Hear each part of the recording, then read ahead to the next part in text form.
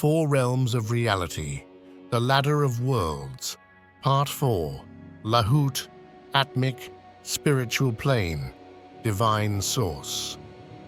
What if your true self has no form, no name, no boundary at all? What if everything you've ever sought was simply the one seeking itself through you?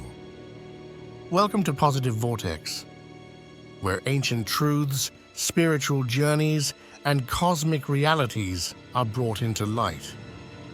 In this final ascent of the ladder of worlds, we reach the unspeakable realm Lahut, the realm of absolute oneness, where no angel dares step, where even the intellect dissolves, and where being alone remains. This is not a place you arrive at. It is what you've always been, the divine dreaming itself through your eyes. Step beyond duality. Let silence speak. Let everything fall away until only God is. Welcome to Lahut, the realm of absolute oneness and the unknowable essence, where all names fall silent and only being remains. The shoreless ocean. There is a realm beyond realms, a light beyond light, a silence that drowns even the voice of angels, a place where there is no place, a thoughtless thought that precedes all thoughts, a being without shape, a love without object, a truth without form.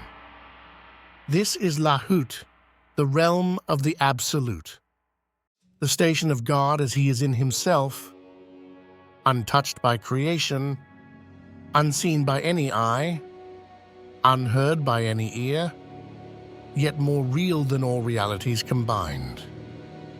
It is not above the ladder of existence. It is the origin from which the ladder springs and the mystery into which it vanishes. Chapter 1. What is Lahut? Lahut comes from the same root as Allah, Allah.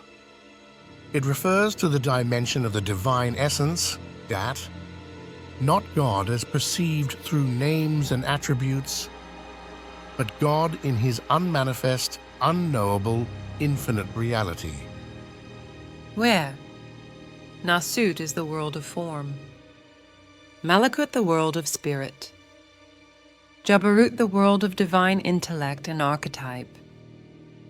Lahut is beyond world, beyond intellect, beyond spirit. It is not a place we ascend to. It is the being into which we dissolve.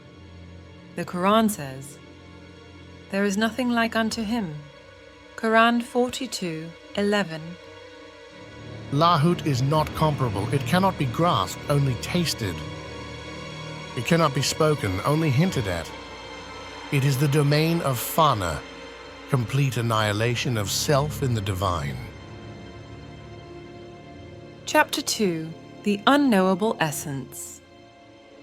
The divine in Lahut is not the God of theology, not even the God of worship, but the God before all duality, before Lord and servant, before creator and created, before existence and non-existence.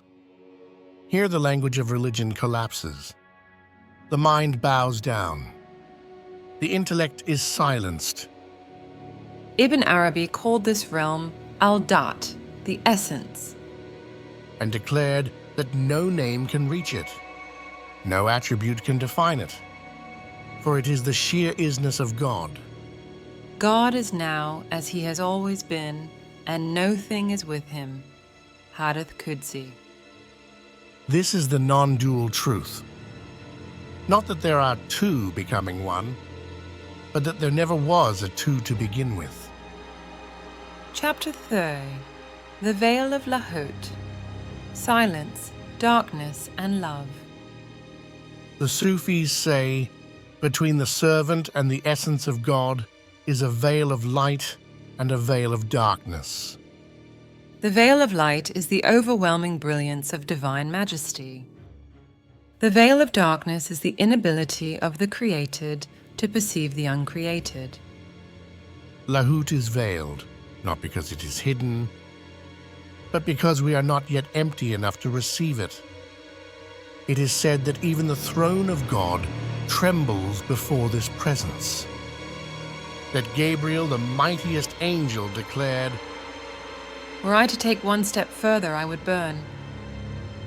This is the mystery encountered on the Miraj, when the Prophet Muhammad ascended through the worlds and reached the Sidrat al-Muntaha, the Lot tree of the furthest boundary. Beyond this, there is only God. The Prophet did not see him, for in Lahut there is no other left to see. Only the One, the reality, the Absolute. Chapter 4. Theological Implications, Beyond Attributes. In the realms below, Jabarut, Malakut, and Nasut, God is known through Names: Al-Rahman, Al-Hakim, Al-Jabbar. Attributes: mercy, power, wisdom. Signs: nature, revelation, soul. But in Lahut there are no names, no signs, no descriptions. When you speak of him, speak not of what he is, but only that he is. This is what Mulla Sadra refers to as the divine simplicity, the Wahdat al-Wujud, unity of being. All multiplicity dissolves, all distinctions fall away. God is not one among many. He is oneness itself. He is not a being. He is being. Chapter 5. The Experience of Fana. When the seeker reaches Lahut, they do not see God. They cease to exist as a separate self. This is called Fana, annihilation. Die before you die. Prophet Muhammad, S. To die before death is to surrender completely. Not just ego, not just desire, but even your sense of selfhood, your belief in being separate from the real. In Fana, you are not absorbed like a drop in the ocean. Rather, you remember, I was never separate. I am not the drop. I am the ocean remembering itself.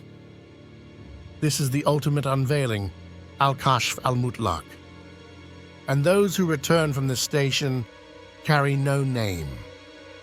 Only fragrance, a fragrance of divine nearness that never fades.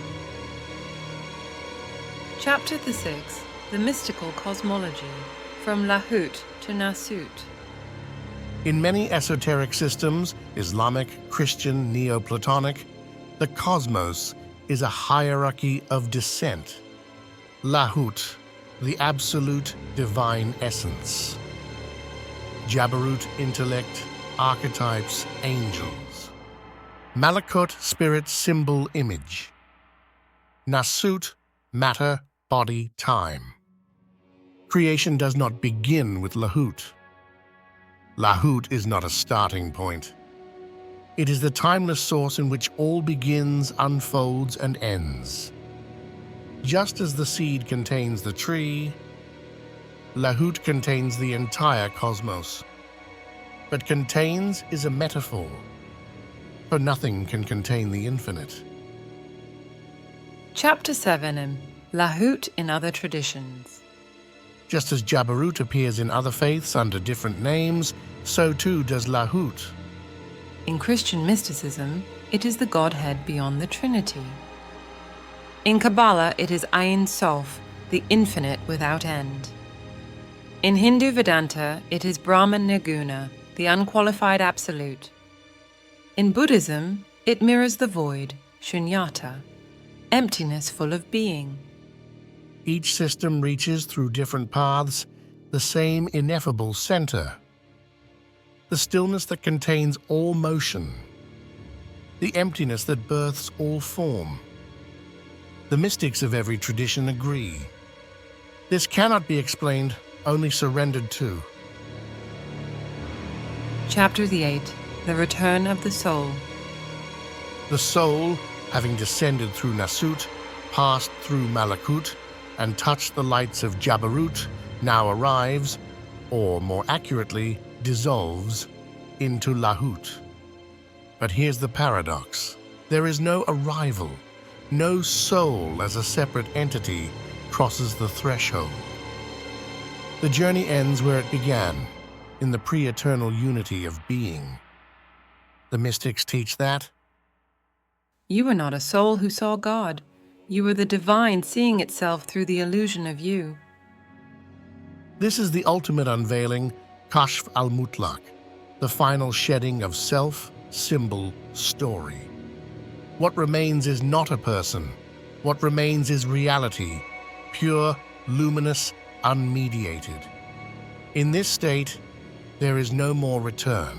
There is only presence without second, wujud bila kaif, being without how. Chapter 9. Baka, Eternal Subsistence in God. The Sufi path does not end with fana, annihilation. Beyond fana is baka, abiding in God. Fana is the melting of the self. Baka is the return of awareness, but not of ego. The seeker, now emptied of identity, becomes a transparent vessel for divine action. As the Quran says, Indeed, to God we belong, and to Him we are returning. Quran 2, 156. this is not poetry, this is ontological fact. We do not merely go back to God, we were never separate to begin with. Baka is not a location, it is a state of being God-conscious, moment to moment. In this state, the hand becomes mercy, the eye becomes clarity, the voice becomes remembrance. The Prophet said, I become the eye with which he sees, the hand with which he strikes. this is not metaphor, this is Lahu lived on earth. Chapter 10. Divine Love, the Heart of Lahut. What power sustains all worlds? What force births galaxies, draws prophets, and annihilates saints? The answer is simple: divine love, ishku ilahi. As Rumi wrote, the soul came here for one reason, to fall in love and to risk everything for the return. In Lahut, love is not an emotion, it is the fabric of being. It is not God's attribute, it is His essence. He loves them and they love him. Quran 5:54. This mutuality is impossible to explain. Why would the infinite desire the finite? Why would the eternal seek the temporal? Because through love, the one plays with the illusion of two, so that the joy of reunion can exist. Without separation, there is no longing.